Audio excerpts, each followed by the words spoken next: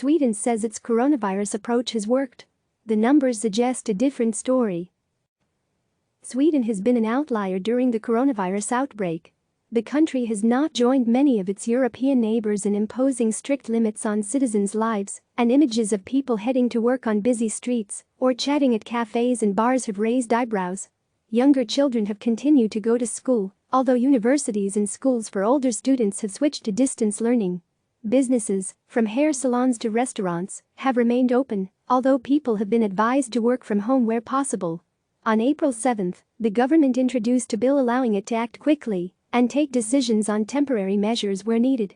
Care home visits were banned from April 1, and the Ministry of Health and Social Affairs asked people to refrain from non-essential travel, adding, "Keep your distance and take personal responsibility." Among Nordic countries, which share similar cultural, geographical, and sociological attributes, the contrast with Sweden is great. Finland declared a state of emergency, closed schools and banned gatherings of more than 10 people on March 16, restricted travel to and from its Uusimaa region on March 28 and closed restaurants, cafes, and bars on April 1.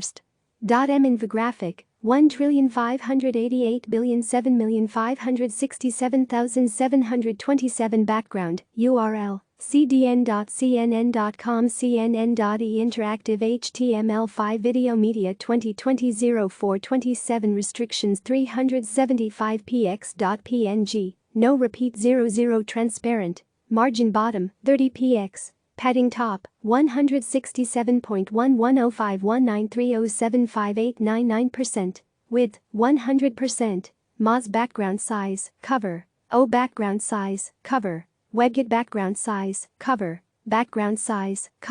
Add media, min width, 640px, infographic, 1,588,007,567,727 Background image, URL, cdn.cnn.com cnn.e Interactive HTML5 Video Media 2020-04-27 Restriction 780px.png, padding top, 83.91025641025641%, add media, min width, 1120px, infographic, 1,588,007,567,727 Background image, URL, cdn.cnn.com cnn.e Interactive HTML5 Video Media 2020-04-27 Restriction 780px.png, padding top, 83.91025641025641%.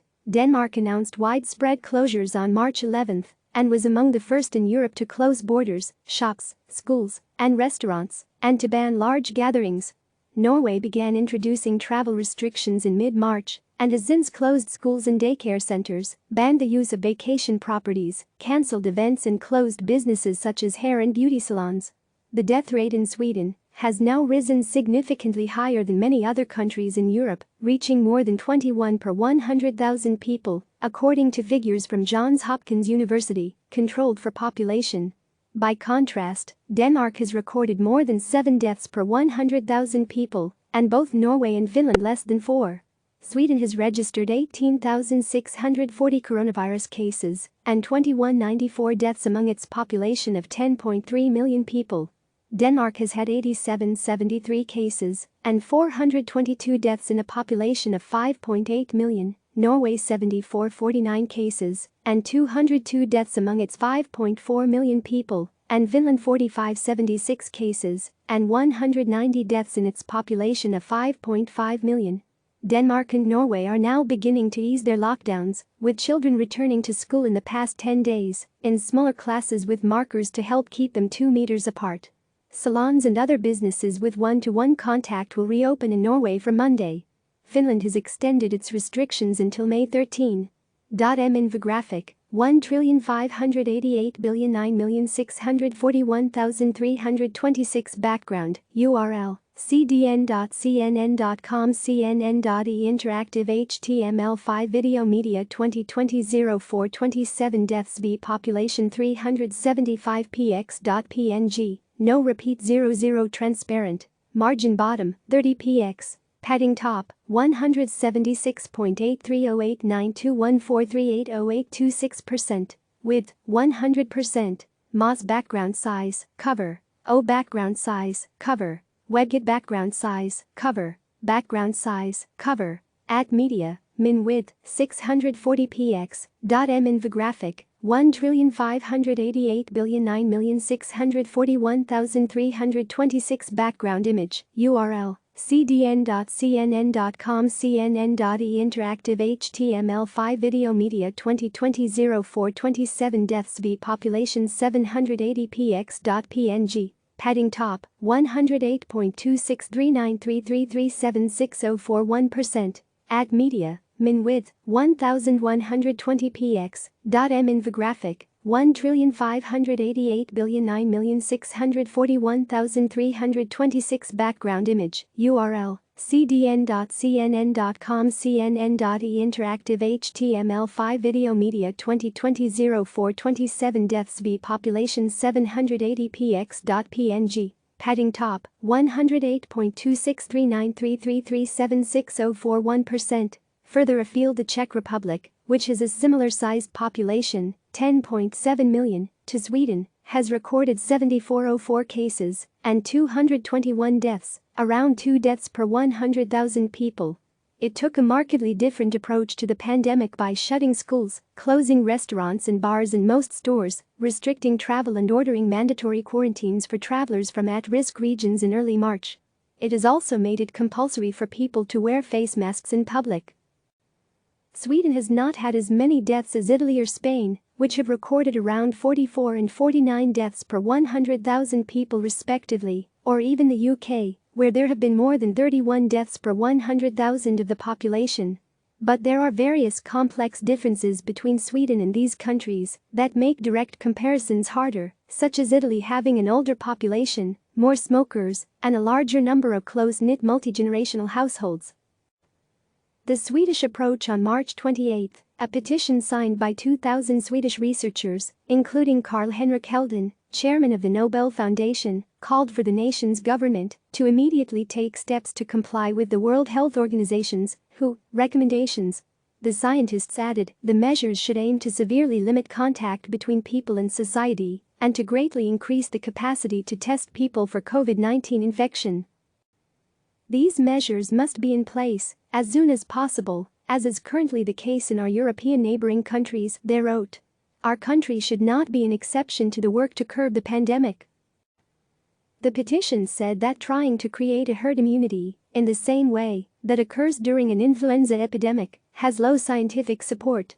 Swedish authorities have denied having a strategy to create herd immunity, one the UK government was rumored to be working towards earlier on in the pandemic, leading to widespread criticism before it enforced a strict lockdown. Lena Hallengren, Swedish Minister for Health and Social Affairs, told CNN there is no strategy to create herd immunity in response to COVID-19 in Sweden. Sweden shares the same goals as all other countries to save lives and protect public health. Jan Albert, a professor in the Department of Microbiology, Tumor and Cell Biology at the Karolinska Institutet, told CNN it's clear that Sweden had more deaths than many other European countries up until now, and that's probably at least in part because we haven't had a strict lockdown and not a lockdown enforced by law. But he said he believed the majority of scientists in Sweden had been relatively quiet about the herd immunity plan because they thought it could work. What's the strategy of the other countries, he asked. Herd immunity was already the only thing that will eventually stop this, unless there is a vaccine in time, which is quite unlikely. The truth is that no one in Sweden, no one elsewhere either, knows what the best strategy is. Time will tell. He said that he believed that stricter lockdowns only serve to flatten the curve, and flattening the curve doesn't mean that cases disappear, they are just moved in time. And as long as the healthcare system reasonably can cope with and give good care to the ones that need care, it's not clear that having the cases later in time is better. Protecting the system. Albert believes that Sweden's healthcare system is coping, as does Peter Lindgren, managing director at the Swedish Institute for Health Economics, I. Lindgren told CNN that the number of people treated in intensive care units over several weeks had been stable, so in that aspect it has to be successful. But he added, "What it failed at, I think, is that there has been disease transmitted into elderly care facilities. We have deaths occurring as a consequence of that."